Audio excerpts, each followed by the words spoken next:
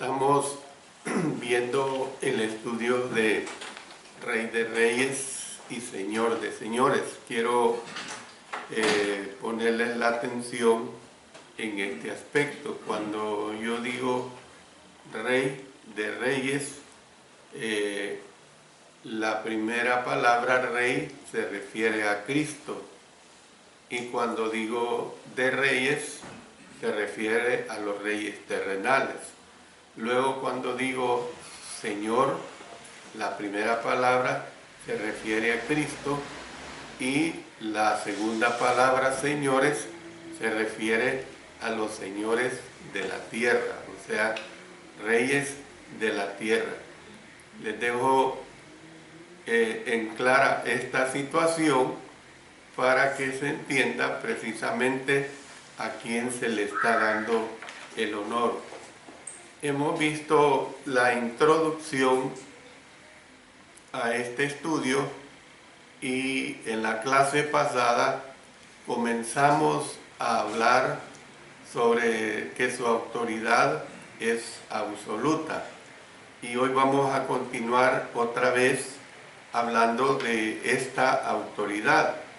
Este estudio está basado siempre en Apocalipsis capítulo 19, los versos 11 hasta el 21.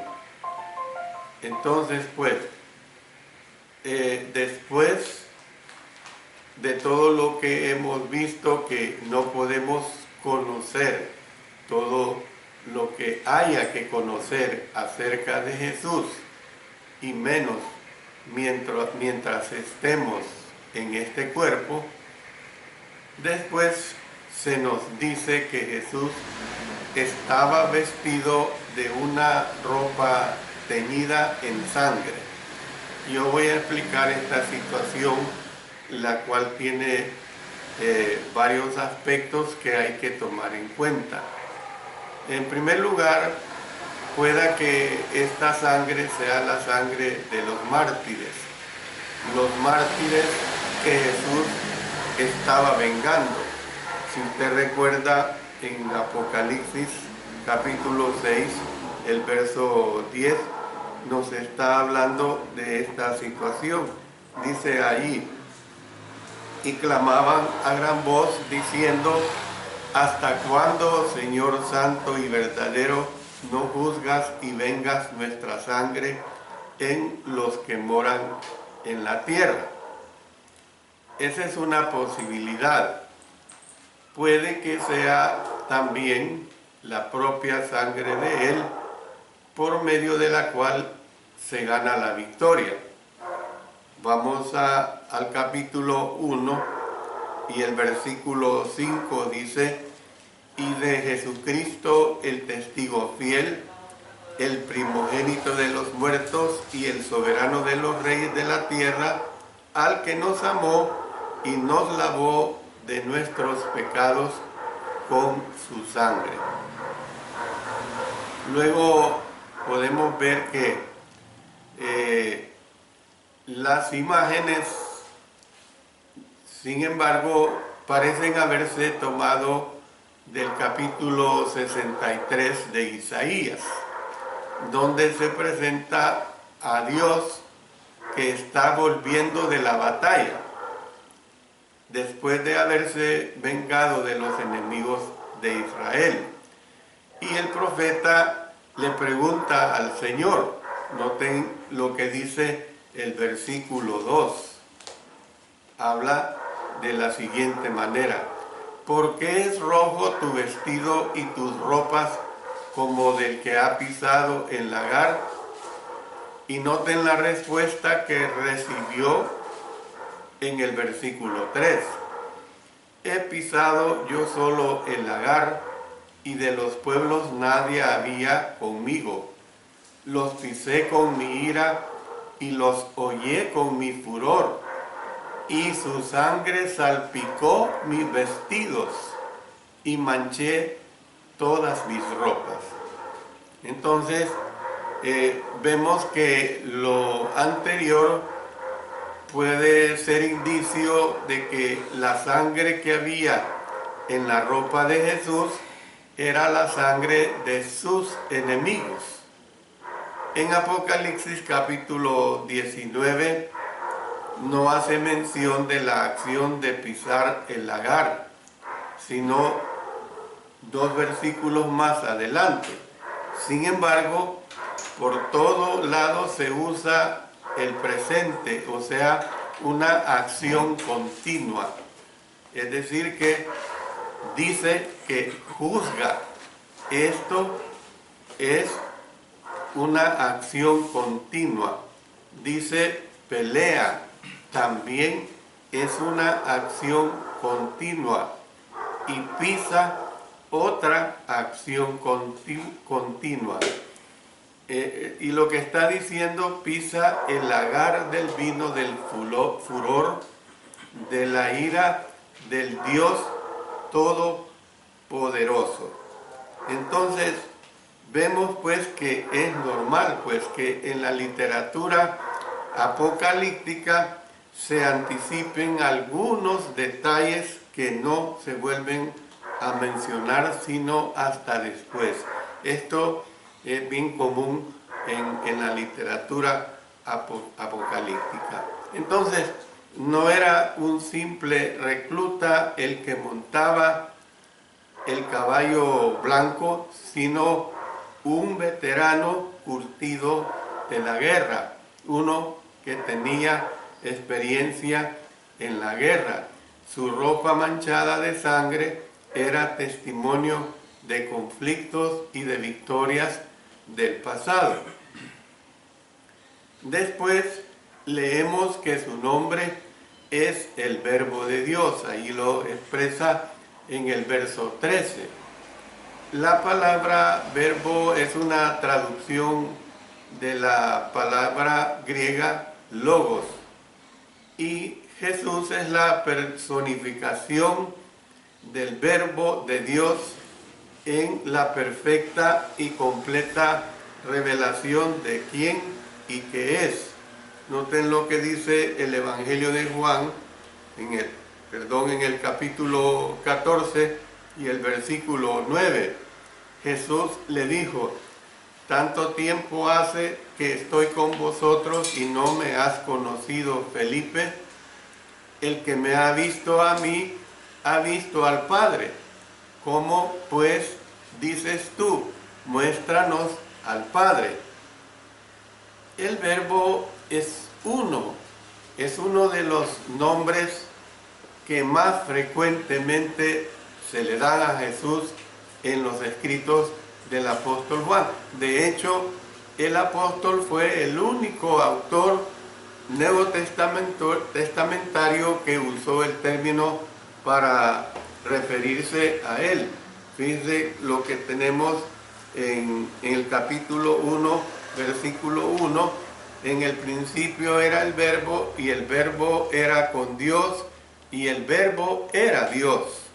Luego, si nos vamos más abajo al verso 14, y aquel Verbo fue hecho carne y habitó entre nosotros, y vimos su gloria, gloria como del unigénito del Padre, lleno de gracia y de verdad. Y luego, si vamos a la primera epístola también del apóstol Juan, en el capítulo 1 y el verso 1, ahí se habla con esta misma identidad. Lo que era desde el principio, lo que hemos oído, lo que hemos visto con nuestros ojos, lo que hemos contemplado y palparon nuestras manos tocante al Verbo de vida. El versículo 14 amplía la escena diciéndonos que Jesús lideraba un ejército. Dice este versículo: y los ejércitos celestiales, vestidos de lino finísimo, blanco y limpio, y le seguían en caballos blancos. Muchos suponen que este ejército estaba compuesto por la esposa de Cristo, o sea, la iglesia, o sea, los cristianos, porque unos pocos versículos atrás a la iglesia se le había concedido que se vistiera de lino fino, limpio y resplandeciente. Lo vimos en el verso 8. Es cierto que esta ropa es básicamente la misma, pero es probable que fuera la vestimenta de uso normal en el salón del trono de nuestro Señor. Otra vez, retrocediendo un poco en Apocalipsis en el capítulo 4, verso 4, noten, y alrededor del trono había 24 tronos, y vi sentados en los tronos a 24 ancianos, vestidos de ropas blancas, con coronas de oro en sus cabezas. Entonces, nosotros podemos ver pues que tiene sentido que a los santos ángeles, miren lo que dice en Marcos capítulo 30, vamos a ver en Marcos capítulo 8, ahí se está hablando de una situación bastante parecida en el versículo 38, dice: porque el que se avergonzare de mí y de mis palabras en esta generación adúltera y pecadora, el Hijo del Hombre se avergonzará también de él cuando venga en la gloria de su Padre con los santos ángeles. Entonces, se les presenta usando vestidos limpios, usando vestidos totalmente resplandecientes. Vemos que los dos ángeles que estaban junto a la sepultura de nuestro Señor Jesucristo tenían vestiduras resplandecientes.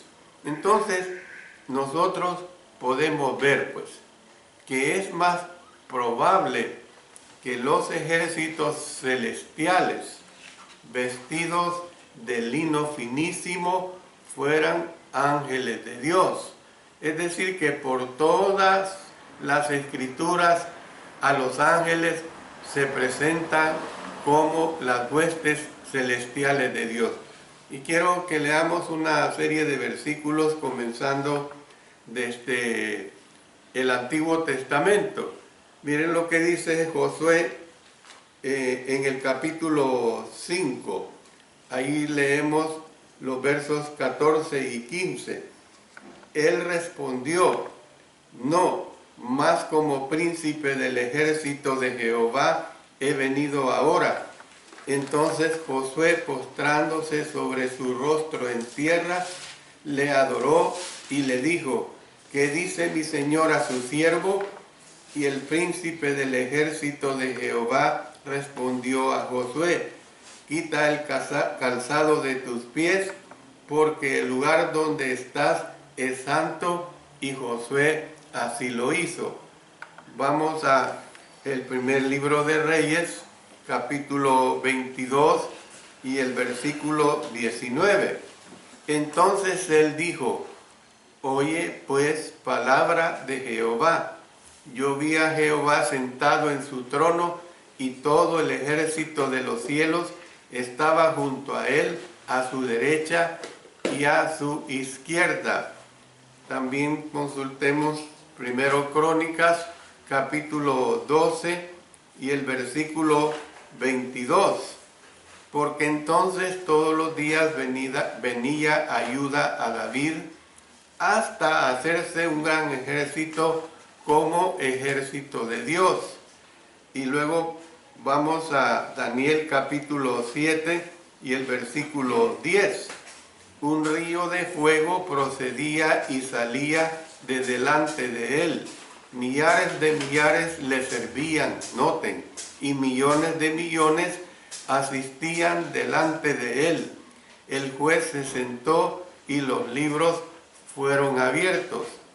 Luego, si vamos al Nuevo Testamento, en Mateo, en el capítulo 26 y el versículo 53, dice: ¿acaso piensas que no puedo ahora orar a mi Padre y que Él no me daría más de 12 legiones de ángeles.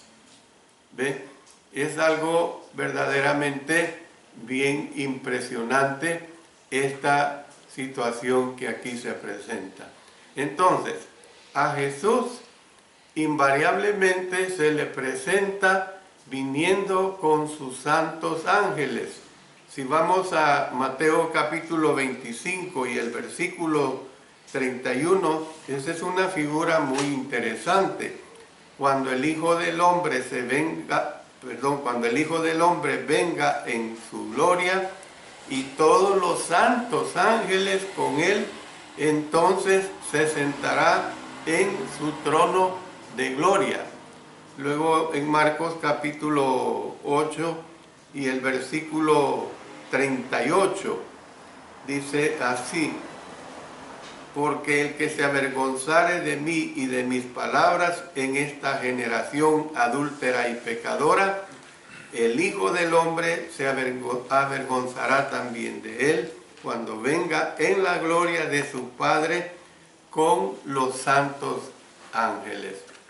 Entonces, nosotros podemos ver que es un concepto extraño a las Escrituras el hablar de que los cristianos irían nuevamente a pelear contra el mal después de haber alcanzado el reposo celestial. ¿Ve? Es algo que no se puede concebir. ¿Por qué van a volver a pelear aquellos que habían sufrido y que habían sido fieles al Señor y que habían alcanzado ese reposo celestial? Es decir, que su desacuerdo con tal idea, insertando la siguiente nota, podemos decir pues que el Señor jamás presentó, óigase bien, el Señor jamás presentó una imagen de sus ovejas en las que a estas se les mire organizándose en una campaña de destrucción dirigida, podemos decir, contra lobos. ¿Ve? Nunca se presenta esta imagen. Sin embargo, lo anterior, el que estuviera formando tal ejército de santos o de ángeles, es algo que carece de importancia. Es decir, tenemos que echar una mirada a todo el texto y nos vamos a dar cuenta que por ningún lado se presenta a los ejércitos haciendo algo que no sea seguir a nuestro Señor Jesucristo. Nosotros podemos decir que es pues con la palabra, no con ejércitos, que Jesús hiere a las naciones. ¿Ve? Es con la palabra nada más que el Señor hiere a las naciones. Al Señor nada le costaría, como cuando lo apresaron, yo podría llamar legiones de ángeles.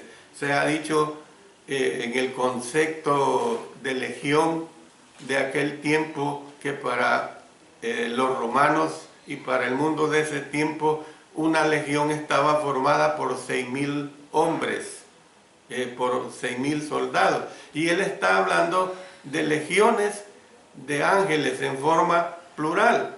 Entonces nosotros podemos ver que en ningún momento el Señor está librando ese tipo de batallas terrenales. Nada le costaría vencer a cualquier imperio poderoso.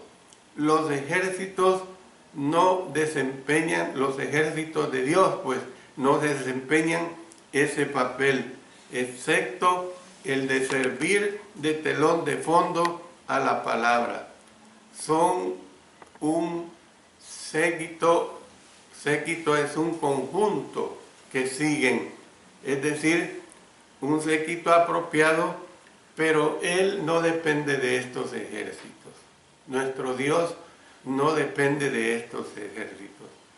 El versículo 15 nos da a entender claramente que es Jesús el que subyuga o domina pues a sus enemigos, él y nadie más que él. ¿Por qué? Miren lo que dice: de su boca sale una espada aguda para herir con ella a las naciones, y él las regirá con vara de hierro, y él pisa el lagar del vino del furor y de la ira del Dios Todopoderoso. Es decir que en el texto original se les da énfasis a los dos últimos pronombres que aquí se nos presenta.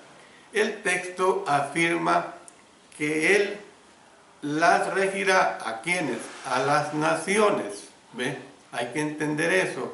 A las naciones con vara de hierro, y que él pisa el lagar del vino del furor y de la ira del Dios Todopoderoso.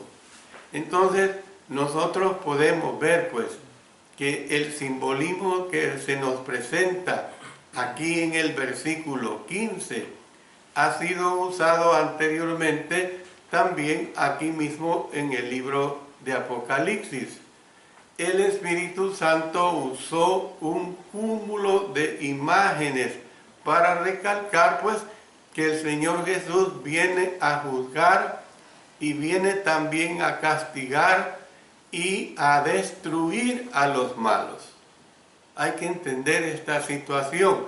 Si bien es cierto, el Señor Jesucristo vendrá para llevar a su iglesia, para llevarse a los fieles, pero también va a venir para castigar a aquellos que han sido renuentes a hacer su voluntad.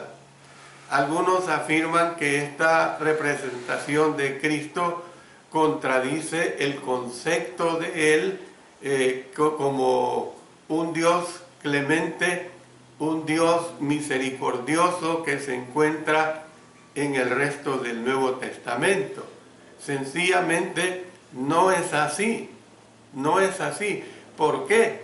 Porque por todo o por el resto o todo el Nuevo Testamento, el componente de la victoria por medio del juicio en su aspecto es un aspecto totalmente innegable de la obra total de nuestro Señor Jesucristo.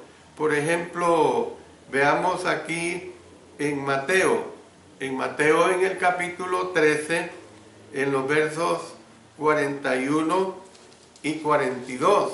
Noten: enviará el Hijo del Hombre a sus ángeles, y recogerán de su reino a todos los que sirven de tropiezo y a los que hacen iniquidad, y los echarán en el horno de fuego. Allí será el lloro y el crujir de dientes. Ya hemos leído Mateo capítulo 25, verso 41. Pero vámonos también a Romanos. Ahí se ve también este concepto en el capítulo 2 y el versículo 5. Pero por tu dureza y por tu corazón no arrepentido, atesoras para ti mismo ira para el día de la ira y de la revelación del justo juicio de Dios. Y una cita más la tenemos en 2 Tesalonicenses, en el capítulo 1, el versículo 7. Noten lo que dice: y a vosotros que sois atribulados, daros reposo con nosotros cuando se manifieste el Señor Jesús desde el cielo con los ángeles de su poder. En el capítulo 2 y el versículo 8, y entonces se manifestará aquel inicuo a quien el Señor matará con el espíritu de su boca y destruirá con el resplandor de su venida. Entonces, ¿qué es lo que nosotros podemos ver? Que el versículo 16 es el punto culminante de la escena. ¿Por qué decimos que el versículo 16 es el punto culminante de la escena? Bueno, y en su vestidura y en su muslo tiene escrito este nombre: Rey de Reyes y Señor de Señores. Esta expresión, o una parecida a ella, es usada por toda la Biblia para referirse a Dios. Moisés, por ejemplo, dijo a los israelitas: Jehová vuestro Dios es Dios de dioses y Señor de señores. Usted entienda las minúsculas y las mayúsculas. Deuteronomio capítulo 10, verso 17. Nabucodonosor reconoció que el Dios de Daniel era Dios de dioses y Señor de los reyes. Daniel 2:47. Pablo también se refirió a Dios como Rey de Reyes y Señor de Señores. Primera Timoteo capítulo 6, versículo 15. En Apocalipsis, este título divino se usa para referirse a Jesús. ¿Qué es lo que nos hace ver? Pues el hecho de que esta terminología, que por lo general se aplica a Dios, se aplique a este versículo, a Jesús, es otra prueba de que Jesús mismo es divino. Hay que entender claramente esta situación. Anteriormente, en el capítulo 17, leímos: pelearán la bestia y sus aliados contra el Cordero, y el Cordero los vencerá, porque Él es Señor de señores y Rey de reyes. Verso 14 del capítulo 17. Ahora, en esta visión, este sagrado título estaba escrito en su vestidura y en su muslo: Jesús es Rey de Reyes y Señor de Señores. Entonces, el nombre estaba escrito en un lugar conspicuo, o sea, lo conspicuo es lo ilustre, es lo famoso, es lo sobresaliente, donde podía ser visto con claridad y podía ser reconocido por todo el mundo. Entonces, nosotros vemos pues claramente que les rebatía a los hombres lo que ellos alegaban diciéndoles de esta manera, que al emperador podían haberle llamado Rey de Reyes y Señor de Señores, pero no lo era. Esto es bien claro. Le podían llamar de esa manera, pero no lo era. El nombre también imponía la supremacía de Jesús. Él era el único Rey de Reyes y Señor de Señores. Él era el único Rey de Reyes y Señor de Señores. Hay muchos dioses y señores. Miren lo que dice en 1 Corintios, en el capítulo 8 y el versículo 5. Habla de esta declaración: pues aunque haya algunos que se llamen dioses, sea en el cielo o en la tierra, como hay muchos dioses y muchos señores, tenemos que entender que hay muchos dioses y señores, pero solo uno es Señor de todos. El apóstol Pablo dice en el verso 5 de Efesios capítulo 4 que hay un Señor nada más. Hay un Señor. Entonces, hay muchos soberanos en la tierra y los han habido, pero solo uno es Rey de todos. Solo uno es Rey de todos. Bueno, hemos visto con esto lo que es completamente la seguridad, pues la autoridad. Pero quiero que pasemos a ver otra cosa que es muy importante. Y lo que quiero que veamos es que su victoria es segura. Y ahí lo está declarando en los versos 17 y 18. En el versículo 17, el enfoque se traslada momentáneamente de Jesús a un ángel que estaba en pie en el sol, donde podía ser visto. Ahora bien, el simbolismo del sol puede también indicar gloria o la importancia del mensaje del ángel. En Apocalipsis capítulo 1 y el versículo 12, nosotros podemos ver esta situación que se declara. Dice, y me volví para ver la voz que hablaba conmigo, y vuelto vi 7 candeleros de oro. Luego nosotros podemos entender, si vamos a 1 Timoteo capítulo 6 y el versículo 1, dice así, 1 Timoteo capítulo 6, versículo 1. Todos los que están bajo el yugo de la esclavitud tengan a sus manos por dignos de todo honor, para que no sea blasfemado el nombre de Dios y la doctrina. Entonces, nosotros, hermanos, podemos ver pues que el mensajero clamó a gran voz para que todas las aves, dice, que vuelan en medio del cielo pudieran oír. Yo quiero que a esta parte le pongamos también especial cuidado, especial atención, porque hay una explicación que es bien importante, es bien interesante. La expresión las aves que vuelan en medio del cielo se refiere a aves grandes, no se refiere a aves chiquitas, o sea, a pajaritos. Se refiere a aves grandes, se refiere a aves de rapiñas, de alas fuertes, muchas de las cuales de estas aves son carnívoras. Son aves que vuelan en círculos a cierta altura sobre la tierra. Se dice que el águila, por ejemplo, desde una altura, me parece que entre los 3.000 a 5.000 metros de altura, él puede detectar a su presa. Entonces, mientras escudriñan pues la superficie en búsqueda de alimento estas aves.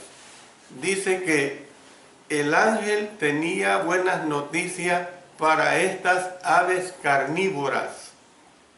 Estaba disponible una abundante fuente de comida fresca. Noten lo que dice. O sea, él clamó, venid y congregaos a la gran cena de Dios. Noten este título, la gran cena de Dios, para que comáis carne de reyes y de capitanes, y carnes de fuertes, carnes de caballos y de sus jinetes, y carnes de todos, libres y esclavos, pequeños y grandes. Entonces, ¿qué es lo que nosotros vemos acá? Que se ve esta situación de carnes, se podría traducir como cuerpos o también como cadáveres. Así se está hablando aquí de esta manera. Luego dice carne de todos. El significado de la expresión todos debe ser definido por medio del contexto que aquí se nos está presentando.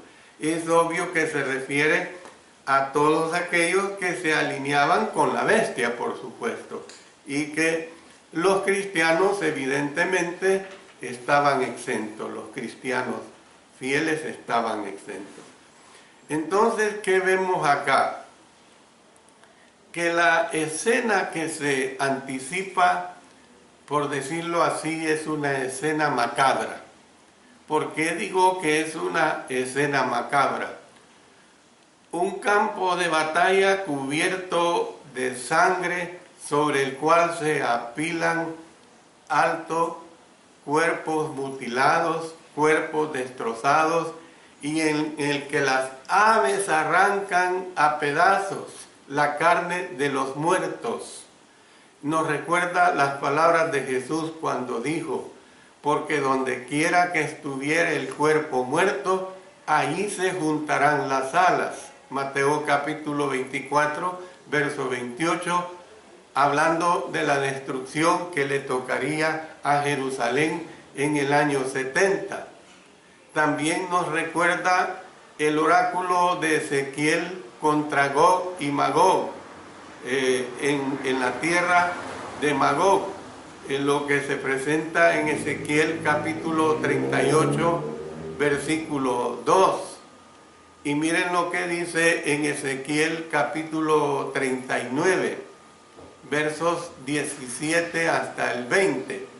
Dice: di a las aves de toda especie y a toda feria del campo, juntaos y venid, reuníos de todas partes a mi víctima que sacrifico, y comeréis carne y beberéis sangre.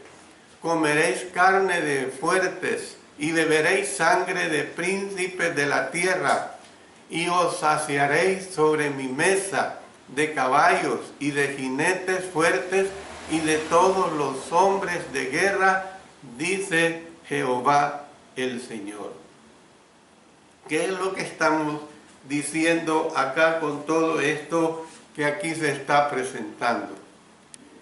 Que a ese grotesco banquete de Apocalipsis capítulo 19, versos 17 y 18, se le llama la gran cena de Dios. ¿Por qué se le llama la gran cena de Dios? Ya lo hemos leído. Porque fue dado por Él. Esta cena tenía un variado menú. Había reyes y otros hombres fuertes. Había capitanes. Por cierto, los capitanes eran los que tenían bajo su mando a 1000 hombres. Y tenía a sus soldados y el resto de los que se rebelaron contra Dios, libres y esclavos, pequeños y grandes. O sea, óigase bien, los que se rebelaron contra Dios. Entonces, ni el poder de los reyes, ni la influencia de los fuertes, ni los soldados, por muy entrenados que estuvieran, ni los capitanes fueron suficientes para librarse del castigo. Todos estaban indefensos delante del Señor. Es algo que se tiene que entender. Entonces, pensándolo bien, el anticipado banquete tal vez no era tan variado como podría parecer al comienzo. Hay restaurantes, por ejemplo, que uno va a comer y ahí tienen 5, 6, 7 platos diferentes, pero los ingredientes que usan son los mismos, ¿ve? Son los mismos ingredientes. Entonces, del mismo modo, los derrotados de Apocalipsis 19, capítulos 17 hasta el 18, pudieron haber sido reyes, pudieron haber sido capitanes, pudieron haber sido hombres fuertes y grandes, pero las aves de carroña no distinguían riqueza. No distinguían riqueza, ni poder, ni prestigio. Fuese capitán o fuese cabo, fuese el comandante que montaba un gran corcel, o fuese un sirviente que corría al lado de este, era carne humana. Era carne humana. Y toda tenía el mismo sabor para las aves que se daban el banquete. De este modo, tenemos que entender que serán humillados los soberbios y los autosuficientes. Miren lo que dice en Proverbios, en el capítulo 16, una cita que usted la conoce muy bien y que yo nada más sirvo para recordársela. Antes del quebrantamiento es la soberbia y antes de la caída la altivez de espíritu. Entonces, ¿qué es lo que podemos ver? Que aparentemente el texto tiene como propósito presentar un contraste entre la cena de las bodas del Cordero, que ya lo hemos visto vastamente en las clases anteriores, y un contraste entre la gran cena de Dios. El capítulo 19 presenta dos escenas de macabro contraste entre ellas, que están pintadas, por decirlo así, en un solo lienzo. Son dos cenas. Que le quede claro esto, son dos cenas. La primera está rodeada de luz celestial, la cena de las bodas del Cordero. La segunda está inmersa en la oscuridad de la sombra. Los invitados a la primera son una gran multitud vestida de ropas blancas. Los invitados a la segunda son bestias y aves de carroña. Hay música en la primera entonada por un coro celestial que canta el cántico o cánticos de aleluya.